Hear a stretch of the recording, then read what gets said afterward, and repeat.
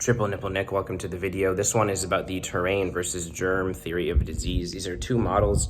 Historically, there was Louis Pasteur with the germ theory and Bechamp with the terrain theory, which was prevailing before Pasteur came in and introduced the concept of germs. And now this video is just going to cover kind of the range of perspectives and help us integrate these perspectives into a holistic understanding.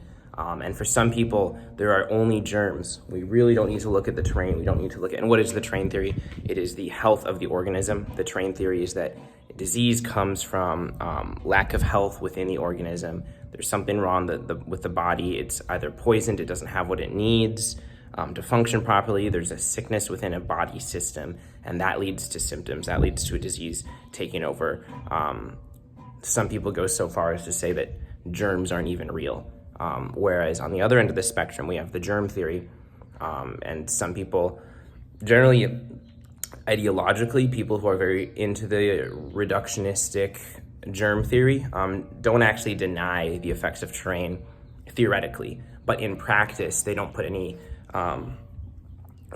emphasis onto the health of the organism with regards to pandemics and stuff like that. They just focus on the germ. Let's reduce the germ. Let's immunize yourself against the germ, find a way to kill the germ. There's not a focus on the other factors, even though theoretically, if you really ask these people, they will say, yeah, of course, the more oranges people are eating, the more healthy they'll be. So we've got that spectrum there, right? And this isn't an ideological video telling you where to lie on the spectrum. I don't have such a high opinion of my own mind that I think I have an understanding of this is where the reality is on the spectrum, but this is just an analysis of the different models that are out there. And personally, I don't like to just cling to a model because that's where my mind currently thinks reality makes the most sense. I like to hold these perspectives and integrate them into a larger understanding. So now we understand the spectrum. And ultimately, I think it's really somewhere in the middle, guys. Like, yeah, there's germs. Maybe there's not germs. Prove it to me, help me understand. But it seems like there's probably germs, and it seems like the terrain also makes a difference. And so you got to look at the individual contexts, like certain pathogens, very widespread. We're all exposed to them, but some people get more sick and some people don't catch them because of the terrain.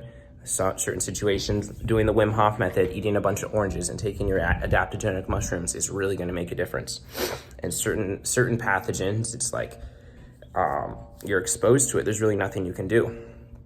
You're going to get it one way or another. With certain diseases, like let's take some, like, I don't know. I'm not going to list some diseases that are more contagious. Like, you can go and make a spectrum of which diseases are more affected by terrain and which ones are more affected by germs, but they're all going to be affected by both to some degree. So yeah, this is really a big debate, especially with the past couple years of what's been going on. And ultimately the thing is, yeah, modern medicine and modern academia really does focus a lot on reducing things to the germ. That's what reductionistic science does. It breaks things into little parts. It focuses on the one cause, whereas really anytime there's disease within an organism, not only do you need to integrate an understanding of the germ that's present, how that interacts with the terrain of the organism, of the body, of the animal, let's say of the human that's sick, but also of the environment, how that relates to the human, the environment that the human is in, because of course the health of the terrain of the organism is so interrelated to the environment they're in, the food they're eating, the water they're drinking, the sunlight and grounding that they're getting.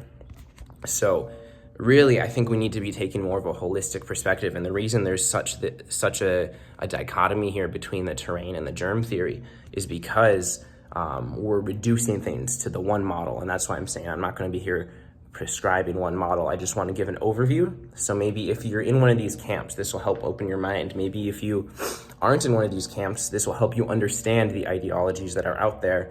But ultimately, I think we really need to be taking a holistic perspective, integrating the germ, the environment, the organism, all of these things into a complex understanding that informs every single individual context that we're looking at.